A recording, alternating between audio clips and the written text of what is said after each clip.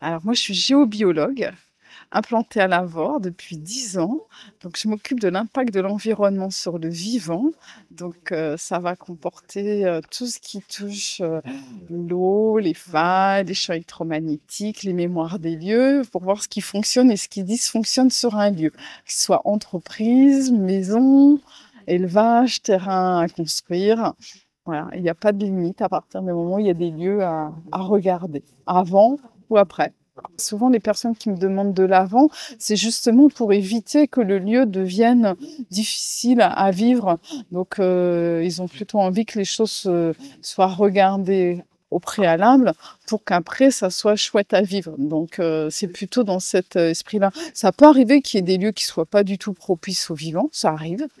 Il y a des lieux, c'est pas fait, on n'est pas fait pour y vivre hein, en tant qu'être humain.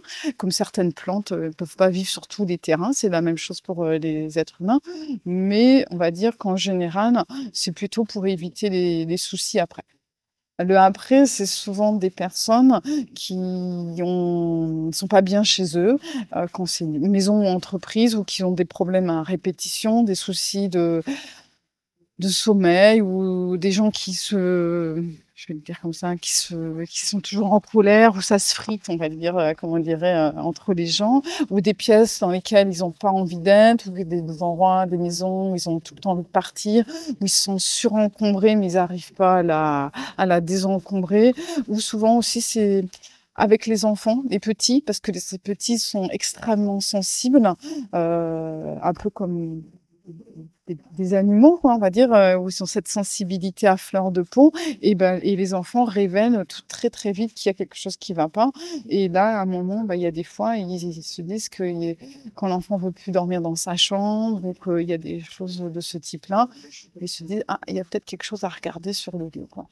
Alors moi, je travaille beaucoup en élevage, pour qu'il soit bovin, ovin, caprin, beaucoup de quatre pattes, on va dire, en tout cas, ça c'est certain, parce que les animaux sont extrêmement sensibles à leur environnement, ça c'est, on le sait, mais encore plus aujourd'hui avec les nouvelles technologies, notamment tout ce qui est lié aux ondes, aux champs électromagnétiques.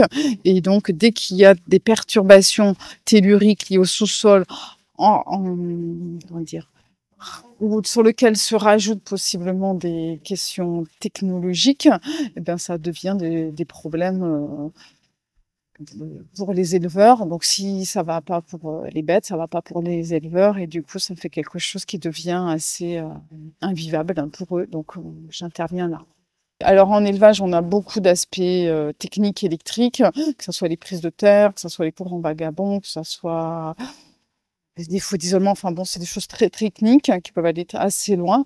Aussi beaucoup de conseils sur les bâtiments, comment les implanter, certains matériaux qui sont plus propices que d'autres, certaines technologies de matériel qu'ils utilisent eux, que ce soit sur les tanks calés ou sur les racleurs, et où on peut les aider à faire ou soit des meilleurs choix ou à éviter certaines technologies qui vont être embêtantes après, quand ils vont l'avoir installé.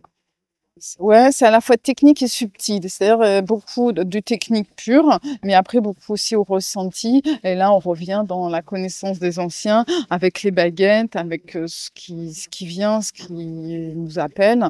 Et là, en fait, c'est le mélange des deux aujourd'hui. On est vraiment sur ces deux aspects-là, quoi. Ah, le moment le plus satisfaisant, c'est dans l'habitat, c'est quand je vois que les personnes ont compris que leur lieu, il était aussi vivant qu'eux et qu'il était en miroir d'eux et qu'ils habitaient pas un lieu par hasard. Et là, c'est là où avec Cathy, on a fait un travail, ça fait 2 ans qu'on travaille sur maison et corps en miroir et où les lieux et les mémoires des gens, en fait, se répondent.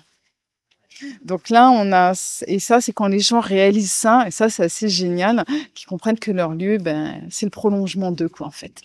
Une technique et une subtile. Alors, une technique, c'est en exploitation agricole, on a fait déplacer une prise de terre en milieu de brebis, où c'est un jeune qui a repris une exploitation, et même de ses grands-parents, ils avaient jamais vu les brebis se coucher, ce qui est un non-sens technique, dans le milieu et on a juste déplacé une prise de terre là où il fallait et là, il a vu ses brebis se coucher donc voilà, ça c'est un truc, moi je trouve ça formidable. La prise de terre, c'est une poubelle électrique et donc ça se diffuse partout.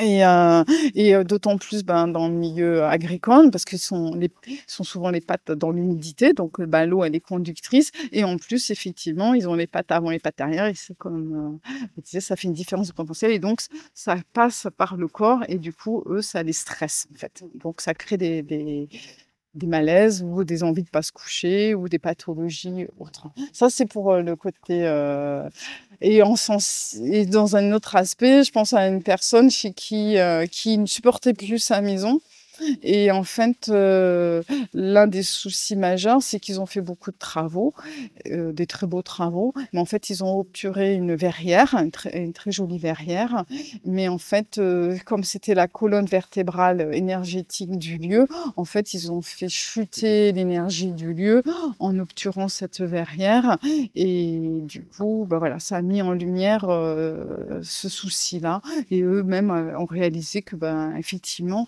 alors qu'ils ont acheté la maison entre autres pour la verrière, hein. C'est ça qui était assez incroyable et du coup, bah, là, ils sont en train de refaire tout un tas de réaménagements pour essayer de remettre ça, autrement, refaire revivre le lieu, quoi.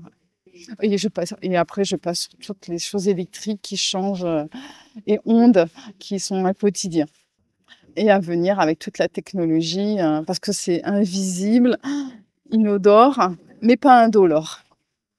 Pour tout le monde, pour ceux qui ont toujours été curieux de savoir comment ça fonctionnait, ces fameuses baguettes de sourcier, bah, j'organise tous les étés des ateliers découvertes qui se passent à Damiat, au lac, donc avec maximum 10 personnes et je leur mets dans les mains les baguettes et je les emmène pendant une matinée à découvrir leur perception et voir qu'en fait, ils sont tous capables de faire, des recherches avec les baguettes de sourcier. Donc ça fait 5 ans que je l'organise et c'est toujours un moment assez incroyable. Ça, c'est pour la première partie et la deuxième, c'est, un peu similaire, mais c'est en forêt et là, on va à la rencontre des arbres et de phénomènes particuliers géobiologiques et c'est pareil, là, les gens, ben, découvrent, qu'ils sont capables de ressentir, énormément de choses et donc ils se reconnectent avec eux et décoller un peu du mental pour revenir dans leur corps.